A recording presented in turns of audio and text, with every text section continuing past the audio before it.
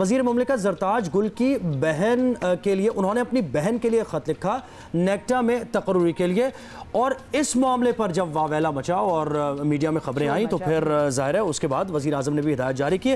तज़कियाकार आमिर राना हमारे साथ हैं और इस मामले को मज़ीद इन डेप्थ जानने की कोशिश करेंगे कि कितना अहम मामला है। बहुत शुक्रिया आमिर राना साहब, आपने वक्त दिया। कहिएगा, नेक्टा दहशत गर्दी के खिलाफ जंग में एक अहम ज़ाहिर इदारा है, आपकी नज़र में इसके डायरेक्टर बनने वाले के लिए क्या क्राइटेरिया होनी चाहिए और क्या कोई मतलब तरीक़ाकार है जिसके तहत इसमें तकर्रुरियाँ होती हैं? क्योंकि ये तो लग रहा है कि ख़त लिख दिया गया और किसी को अपॉइंट कर दें आप, ये तो बड़ा आसान मामला हो गया। थोड़ा सा बताइए हमें इस बारे में डिटेल से।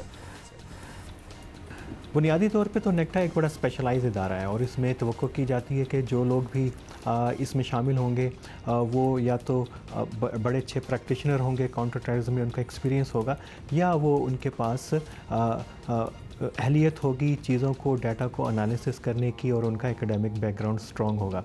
लेकिन अभी अगर देखा जाए इन दो क्राइटेरियाज़ के ऊपर तो शायद नेक्टा के अंदर इतना अच्छा ह्यूमन रिसोर्स नहीं है जिसकी हमें तवक्को होती है कि इस किस्म के स्पेशलाइज्ड इदारे के पास।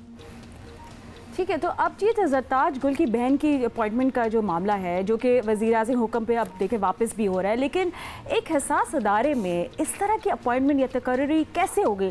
क्या हुकाम के लिए इसमें तशवीश की बात नहीं होनी चाहिए?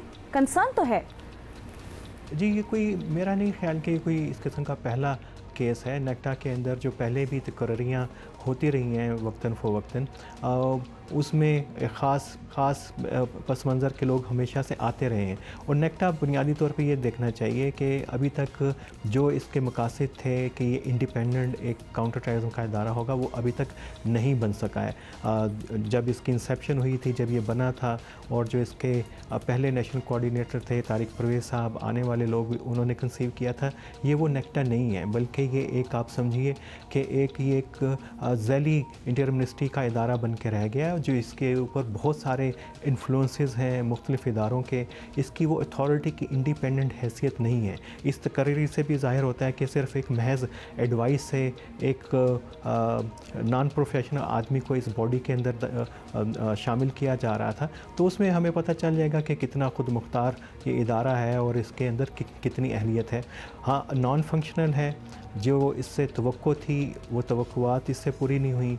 जो इसका मैंडेट था, इसने अपने मैंडेट के ऊपर कभी भी उस तरीके से काम नहीं किया, सिवाय हमें एक मुख्तसर सा दौर है जो पिछले जो नेशनल कोऑर्डिनेटर थे उनके दौर में कुछ हरकत महसूस हुई है, लेकिन वो भी इतनी अप टू मार्क नहीं थी कि हमें जिससे तवक्को हो कि एक बहुत ही अच्छा और फंक्शनल इदारा।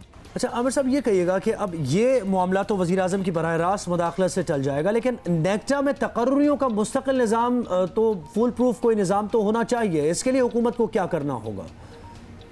जी बिल्कुल, यकीनन ये एक बड़ा अहम नुक्ता है, और ये मैंने जैसे कहा कि ये कोई पहली मर्तबा इस तरीके से नहीं हुआ। इस इदारे के अंदर एक भर्तियों के लिए का एक बड़ा स्कैंडल भी जो है वो 2013-14 के अंदर हमारे सामने आ चुका हुआ है। इसको हसास इदारे को इंडिपेंडेंट होना चाहिए कि इसकी कैपेसिटी बिल्डिंग होनी चाहिए, तो तभी ये अपने पैरों पे खड़ा हो सकेगा। अदरवाइज़ जब तक ये इन्फ्लुएंसेस के अंदर रहेगा, सियासी इदारों के, हुकूमत के और बाकी दीगर सिक्योरिटी इदारों के, तो हम इससे वो तवक्को नहीं कर सकते कि नेक्टा एक इंडिपेंडेंट इदारा बनेगा। और अभी देख भी लीजिए कि अभी जितनी भी दहशत गर्दी के ख़िलाफ़ पाकिस्तान की काविशें हैं, होना तो ये चाहिए था नेक्टा का, उसमें लीड रोल होना चाहिए था, लेकिन कोई काबिल ज़िक्र किरदार नेक्टा का इस सिलसिले के अंदर नहीं है। तो ज़ियाकार आमिर राना साहब हमारे साथ है और वो बता रहे थे कि बहरहाल एक निज़ाम बड़ा अच्छा इंसाइट दिया उन्होंने, बहुत अच्छी डिटेल में इंसाइट दिया।